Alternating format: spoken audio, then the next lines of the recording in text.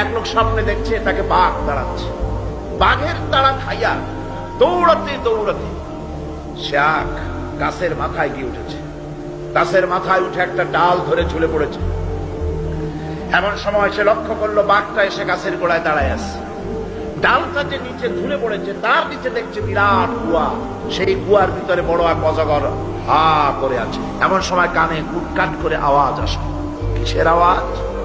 তাকিয়ে দেখে যে ডালটা তার অবলম্বন, সেই ডালের গোড়ায় একটা সাদা ইঁদুর আর একটা কালো ইঁদুর ডালের গোড়াটা কেটে দিচ্ছে।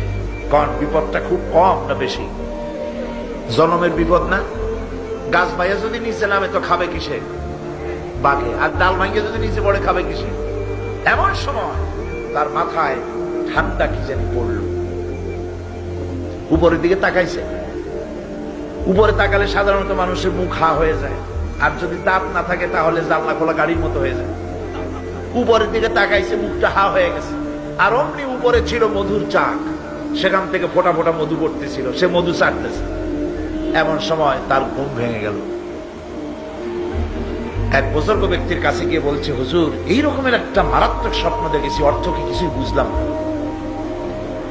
আল্লাহর বান্দা বুজুর্গ ব্যক্তি বলছেন, তুমি যে স্বপ্ন দেখেছো এটা তোমার একার স্বপ্ন নয়, আর এটা স্বপ্ন নয়, এটা হলো বাস্তব। তামাম পৃথিবীর সমস্ত মানুষের জন্য এইটাই হলো বাস্তবতা। তোমার পেছনে যে বাঘ দৌড়াচ্ছিল এটা বাঘ নয়, এটা হচ্ছে হযরতে আজরাইল আলাইহিস সালাম। প্রত্যেকটি মানুষের পেছনে ঘুরছে, সময় এলি তার জান কবজ হয়ে যাবে। তুমি যে ডালটা ধরে ঝুলেছিলে ওই ডালটি হচ্ছে তোমার হায়াত, আর ডালের গোড়া কাটতেছিল সাদা ইঁদুর আর কালো ইঁদুর। সাদা ইঁদুর হলো দিনের প্রতীক, কালো ইঁদুর হচ্ছে রাতের প্রতীক। দিন আর রাত তোমার হায়াতের রশিগাছা কুটকুট করে আস্তে আস্তে করে কেটে দিতেছে। আর নিচে যে কুয়া ছিল সাপ হা করে আছে, এটা হলো তোমার কবর।